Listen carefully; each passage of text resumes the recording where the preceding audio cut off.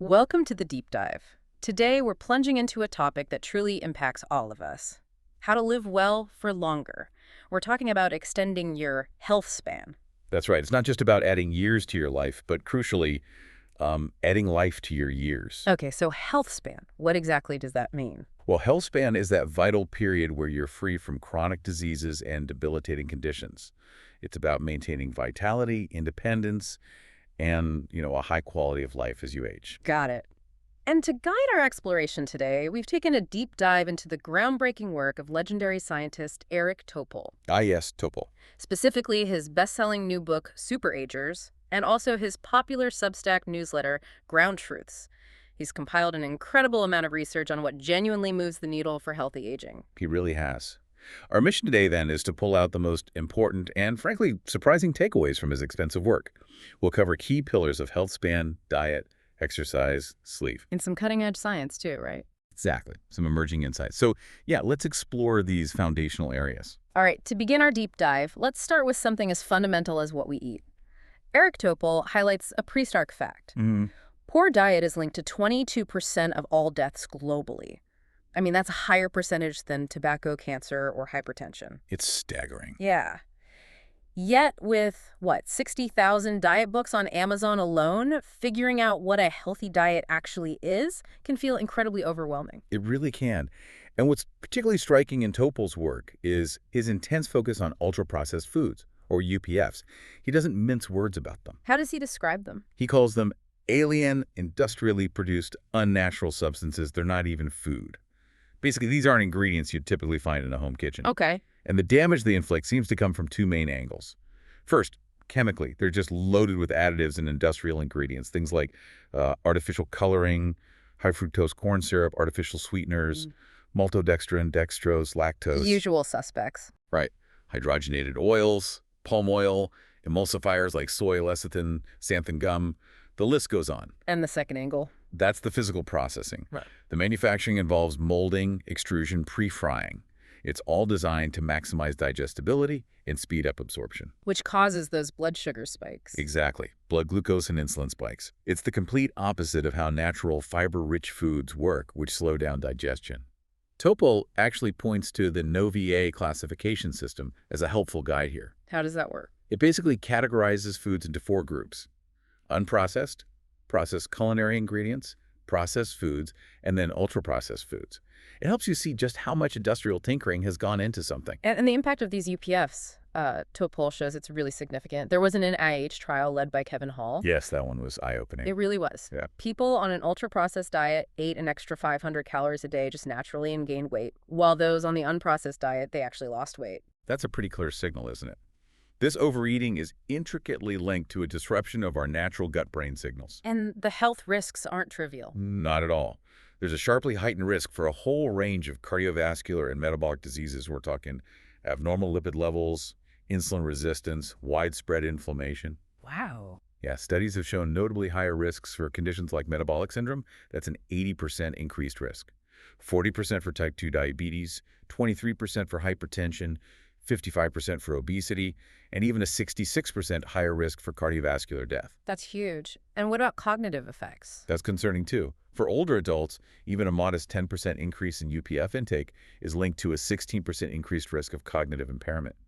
And things like processed red meat, bologna, bacon, hot dogs, regular consumption is associated with a 14% higher dementia risk. Topol also shares that self-experiment by Chris Van Teleken, the British physician scientist. Oh yeah, that was compelling. He spent a month eating 80% UPFs, gained 15 pounds. And the internal changes were dramatic. Huge changes in brain connectivity between habit and reward centers. His hunger hormones, leptin specifically, went fivefold higher, and body-wide inflammation doubled. It's a powerful example. And it highlights that while genes play a role, diet has this massive impact. Interestingly, his identical twin on the same diet gained more weight, 44 pounds more. Wow, so there's individual variation too. Definitely. It shows that complex interaction between diet and our individual biology. But the clear message for Healthspan, according to Topol, restrict UPFs to the lowest level possible. Okay, so practically speaking, when we're at the grocery store, what's the takeaway for us? Keep it simple. Read labels carefully. Avoid ingredients that sound like they belong in a chemistry lab, right? Right. Steer clear of added or fake sugars. Choose items with the fewest ingredients possible. And be really wary of those health claims. On packaging, they often mask highly processed contents. And the layout of the store. Topol often advises shopping the perimeter. That's where you usually find the fresh foods. The middle aisles. That's typically UPF territory. There's even an app, Open Food Facts, that can help you scan and identify these things. That raises an important question, though. Why isn't the U.S. joining other countries like Brazil and Israel in issuing official guidelines against UPFs? Well, Topol points directly to what he calls the supersized chokehold influence of multinational corporations, or big food, on regulatory bodies like the Department of Agriculture. Lobbying. Massive lobbying. He notes they spend twice as much as the tobacco and alcohol industries combined. And historically, the FDA has been, shall we say, slow to act on harmful additives already banned elsewhere, like in Europe, red dye number 3, brominated vegetable oil. Things still in our food here. Exactly. Topol suggests that, looking ahead, UPFs might eventually be regarded much like cigarettes are now. We might see calls for conspicuous labeling on foods and drinks, highlighting their risks. Okay, so beyond UPFs, Topol then dives into other dietary details, sweeteners, salt, and the big macronutrients. Carbs, protein, fat. Yes, his analysis is quite detailed there too. Excessive sugar, especially from sugar-sweetened beverages, is undeniably bad. Full stop. Increases mortality risks. Yeah, increases all-cause, cardiovascular, and cancer mortality. High intake can even triple the risk of atrial fibrillation. Artificial sweeteners, it's more complicated. Mixed messages there. Conflicting reports, yeah. But overall, the data isn't exactly favorable, though maybe less concerning than high sugar itself. Topol does note stevia seems to be among the least concerning artificial sweeteners. And salt. We always hear about salt and blood pressure. The link to hypertension is clear, though how much it affects you varies individually. Moderate intake, maybe 1 to 2 teaspoons a day, is generally fine.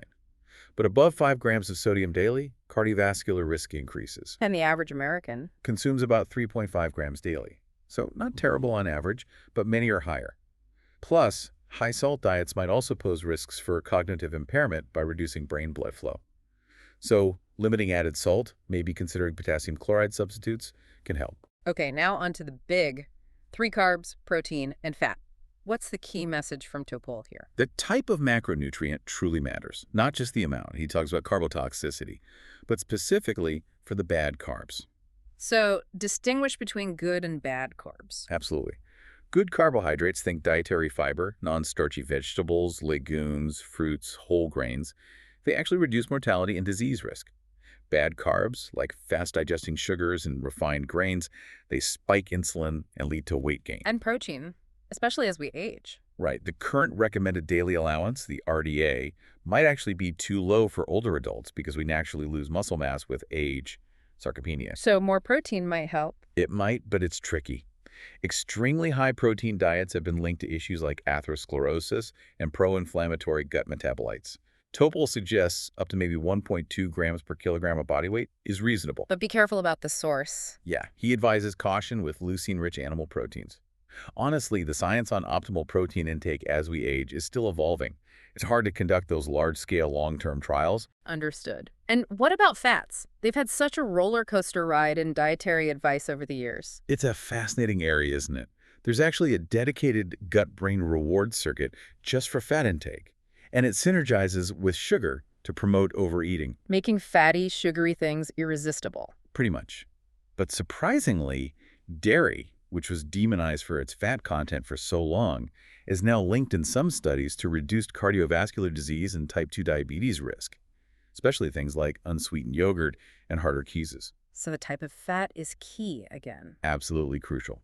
Healthy fats, the monounsaturated and polyunsaturated fats from plant sources like olive oil, avocados, nuts, seeds, they're associated with substantial reductions in cardiovascular and type 2 diabetes risk, unlike trans fats, which are clearly harmful. What about diets like keto? Even popular diets like the ketogenic diet, while they can be useful for weight loss short-term, Topol points out they carry risks like potentially higher cholesterol, brain fog for some, and even fatty liver disease. It really hammers home that quality over quantity is the consistent theme, isn't it? It really is. It's about making conscious, informed choices about the quality of what you're putting in your body. And finally, in this section on diet, Topol covers some common beverages and food categories we encounter daily. He does. Coffee, for instance. It gets a pretty enthusiastic thumbs up. Really? Really? Yeah, linked to reduced mortality, up to 30% in some studies, especially around 4 cups a day, and lower risk of many diseases. Now, these are observational studies, so correlation isn't causation. But no clear harm. right, there's no evidence of harm to heart rhythm, and some studies even suggest a lower risk of arrhythmias. The exact why is still uncertain, but the benefits seem to outweigh any potential risks for most people. Okay, coffee good. Alcohol. Less blurry there. The evidence is much clearer. Moderate to heavy drinking does no good, period. What about the red wine myth? A glass for heart health. Largely refuted, according to Topol. Alcohol is classified as a carcinogen, and the risks increase significantly, even exponentially, beyond very light intake. Think maybe just 2 drinks per week. Okay. And red meat versus plant-based. Processed meats are carcinogenic, linked to high risk. Unprocessed red meats, labeled probably carcinogenic. So limit both. That's the strong suggestion.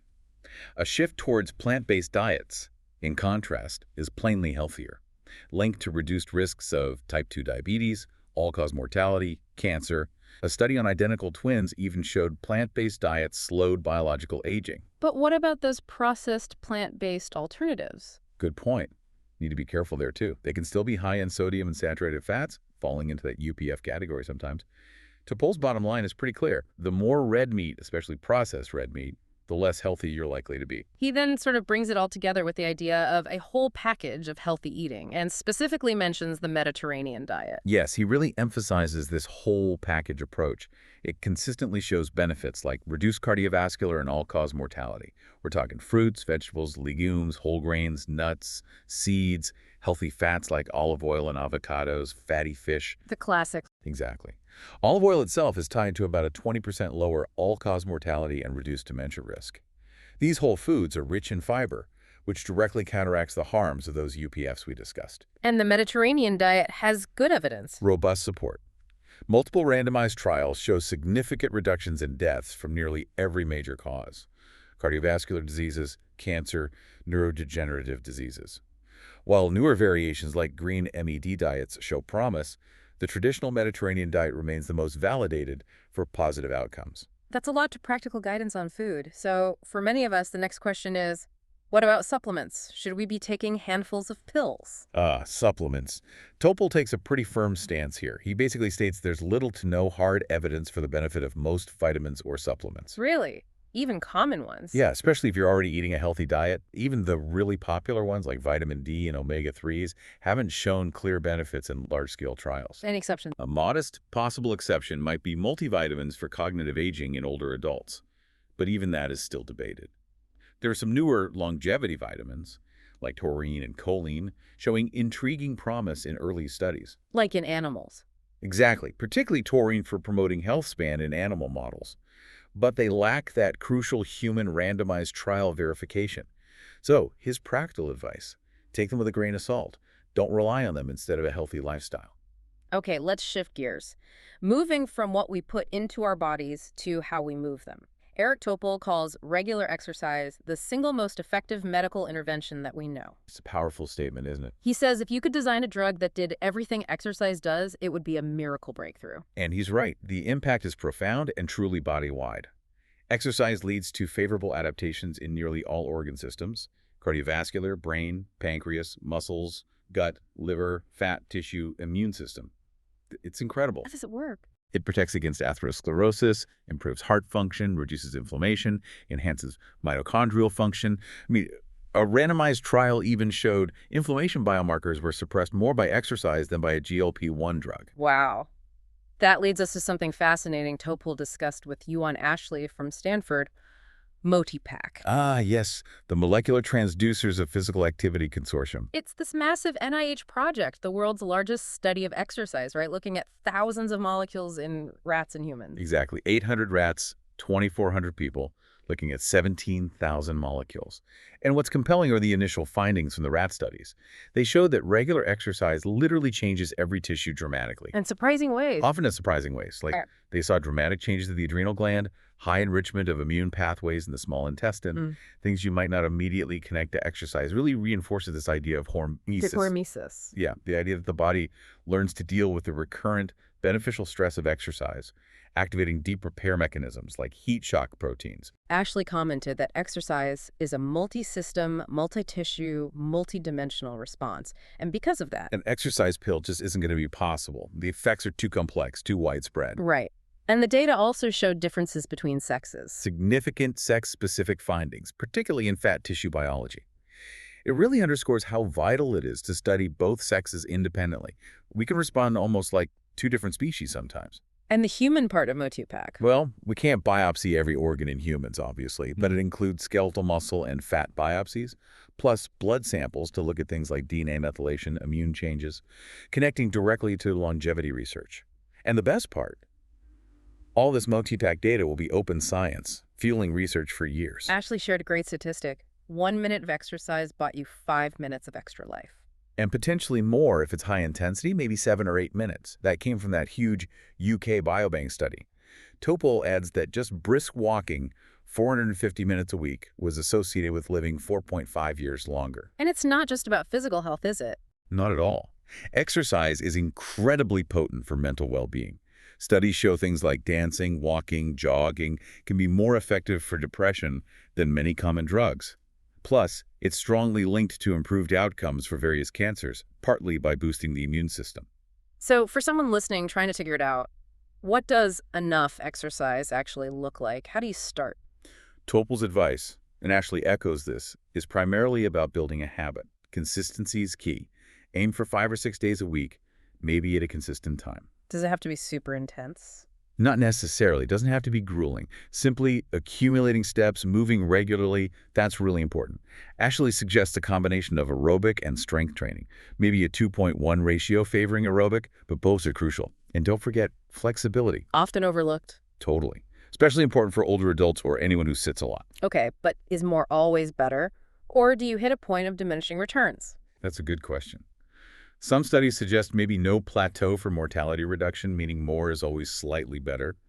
Others indicate benefits might level off around, say, 300, 600 minutes a week of moderate exercise or 150, 300 minutes of vigorous exercise. But no harm from doing too much. Importantly, the evidence strongly points against any loss of health benefits from too much physical activity for most people. The only real exception might be ultra-endurance athletes, who could face a slightly higher risk of atrial fibrillation. But for the vast majority, more movement is good. Despite all these clear benefits, it's quite striking. Only about 1 in 4 American adults actually meet the recommended guidelines for both aerobic and muscle strengthening. It is striking, and Topol highlights that even small changes can make a huge difference. Just 10 minutes of physical activity per day could prevent an estimated 110,000 deaths among American adults annually. Just 10 minutes. He also talks about steps. While 10,000 steps isn't some magic, scientifically validated number, the benefits start way lower. Like 2,700 steps for older women showed benefits. Significant reductions in mortality and cardiovascular events are seen up to around 8,800 steps per day. And walking faster gives more protection against type 2 diabetes. Now, Topol, as a cardiologist, made a point about his own past thinking. Yes, he mentioned his past mistake of only stressing aerobic exercise. Now he strongly emphasizes strength, resistance, and balance training too. Why is that so important? Because muscle mass and strength decline significantly after age 50, that sarcopenia we mentioned. Resistance training, even just 60 minutes a week, is associated with a 25% reduction in all-cause mortality. Wow. Plus benefits for cardiovascular health, cancer mortality, sleep quality, bone density, mental well-being. It covers so much. Topol encourages checking things like grip strength. It's a key prognostic metric. And practicing balance, like simple one-leg stands. And avoiding sitting too much. Crucial. He stresses avoiding prolonged sitting, as it's independently linked to increased all-cause and cardiovascular mortality, even if you exercise regularly.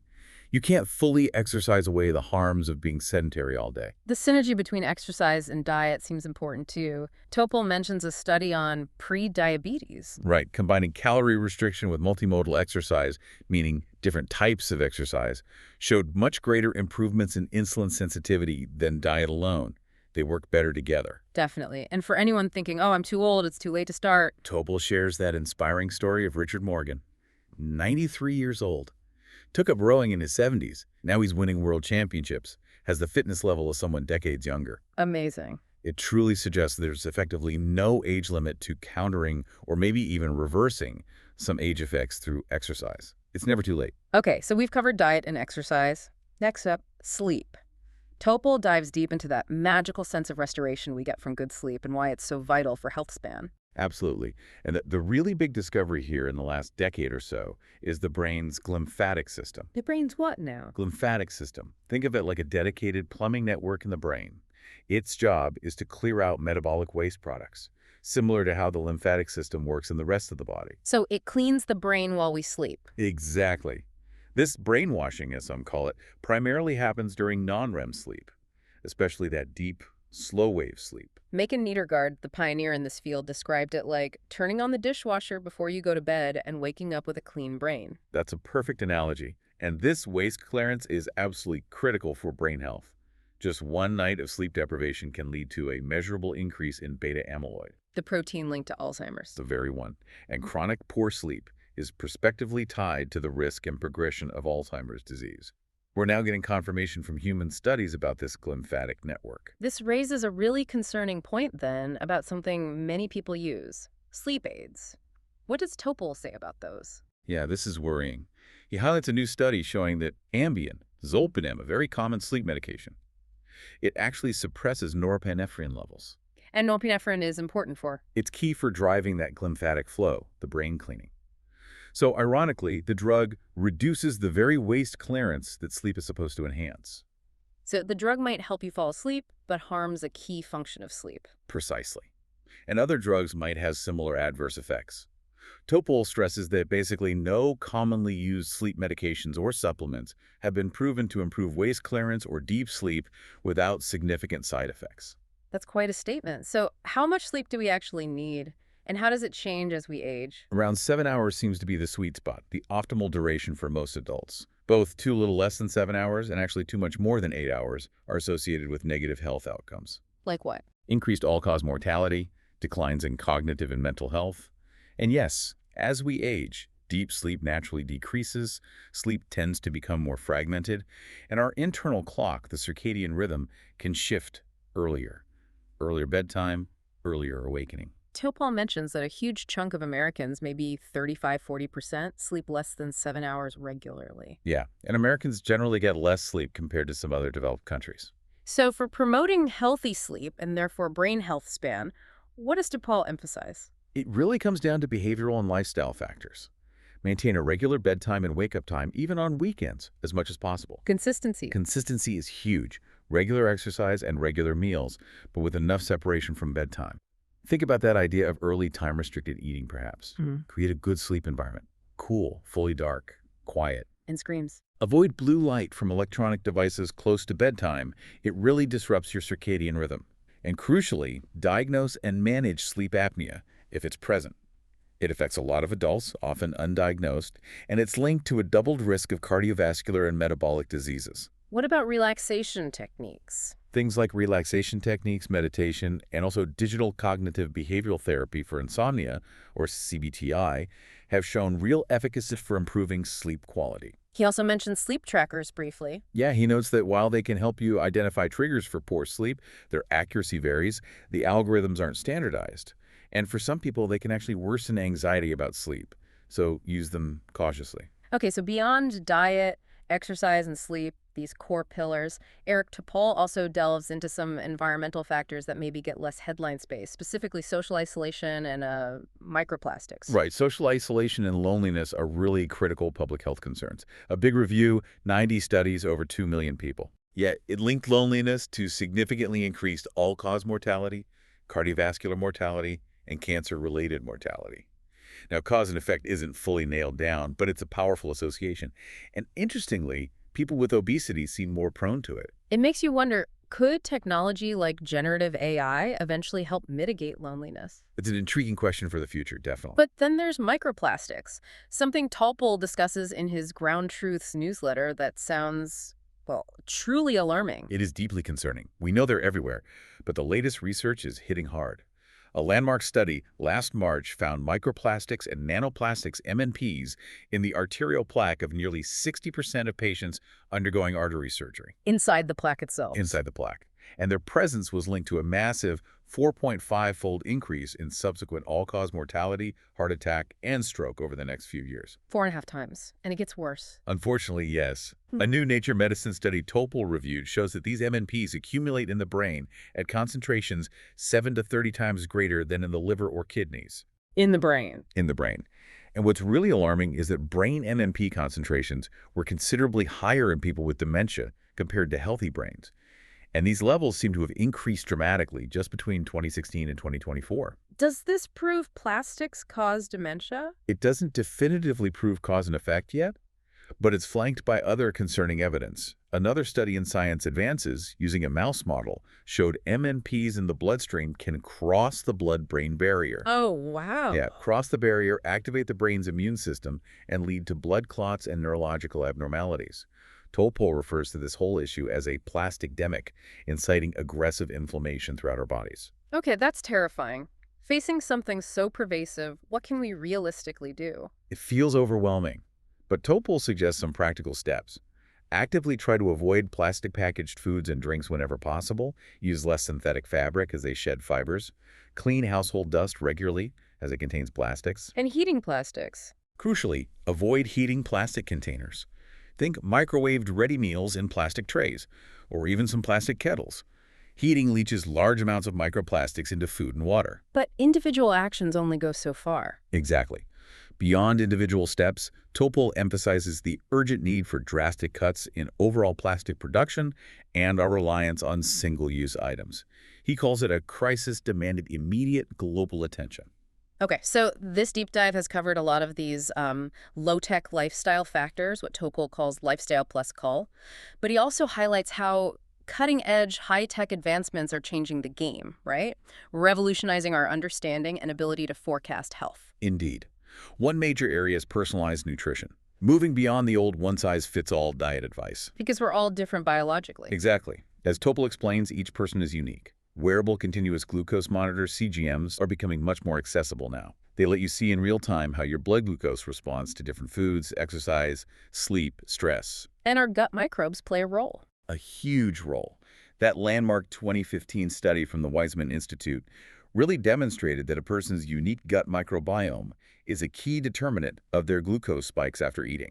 So my response to bread might be totally different from yours. Precisely. This has led to randomized trials showing that algorithm-based personalized diets can significantly improve glucose regulation, especially for people with prediabetes. The NIH is investing heavily now in the Nutrition for Precision Health program. What does that involve? Collecting vast amounts of data, CGM data, microbiome data, genetics, DXA scans for body composition, even food photos analyzed by AI to really advance this field. It's still early days, but the goal is to integrate all this individual data using AI to figure out the optimal dynamic diet for you. That's fascinating. Another incredible frontier Topol discusses is the emergence of protein organ clocks, based on work by scientists like Tony West-Corey at Stanford. Yes, this is really cutting edge. It involves measuring thousands of proteins in just a tiny blood sample, and then using AI to identify specific patterns, clusters of proteins, that reflect the biological age of individual organs. Oh, so not just your overall biological age, but the age of your heart, your brain, your liver. Exactly. And these organ age gaps, where, say, your heart is physiologically much older than your chronological age, are linked to increased risk of specific diseases down the line. Accelerated heart aging predicts heart failure risk. Accelerated brain aging predicts Alzheimer's risk. So we could one day track the aging of each of our organs individually. That's quite a concept. It really is. And these organ clocks seem to be sensitive to interventions too. Studies show smoking accelerates aging across multiple organs, while moderate to vigorous exercise is associated with slower aging. This approach could be huge for identifying high-risk individuals really early for targeted prevention. And speaking of early detection, perhaps one of the most exciting breakthroughs Topol discusses is that new blood test for Alzheimer's disease, pTau-217. This is a potential game changer. It's a highly accurate biomarker found in plasma, just a blood draw that tracks the underlying brain neuropathology of Alzheimer's. No need for an invasive spinal tap or expensive PD scans anymore for initial screening. And it detects risk early. Incredibly early. It can predict Alzheimer's disease risk more than 20 years before symptoms even begin. It's the earliest biomarker detection of risk we've ever had for Alzheimer's. 20 years. And here's the truly transformative part, according to Topol. p-tau217 levels are dynamic. Yes, they aren't fixed. They actually respond to interventions, including lifestyle changes like exercise.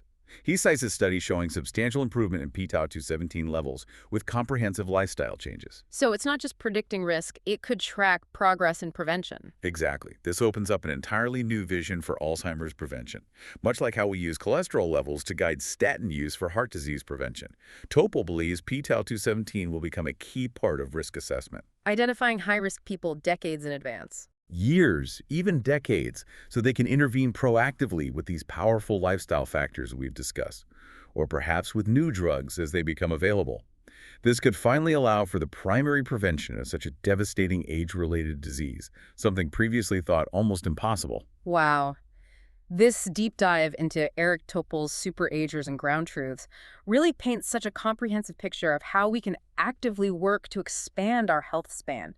It's clear the choices we make every day, what we eat, how we move, how we sleep, they have this profound, interconnected impact. They really do. And these emerging high-tech tools, personalized nutrition, organ clocks, that Alzheimer's blood test, they're poised to give us unprecedented insights, allowing us to individualize strategies for prevention and health optimization like never before. So boiling it down for you, our listener, what does this all mean? Well, it means those low-tech lifestyle factors, diet, exercise, sleep, they remain absolutely paramount. They are incredibly potent drivers of health. Yep. But the exciting part is the future seems to offer this convergence, blending these foundational habits with powerful new data and insights. It helps us proactively manage our health span with much greater precision. The profound impact of making these choices is just undeniable. So maybe consider this. In a world just flooded with health information, sometimes contradictory, often overwhelming, what simple, consistent change might you prioritize this week? Something tangible to actively build your own health span, knowing the incredible, multifaceted benefits it can bring. Yeah, take a moment to reflect on that. We really hope this deep dive has given you some valuable nuggets of knowledge to chew on, and maybe even spark some new ideas for your own path to a longer, healthier, and definitely more vibrant life.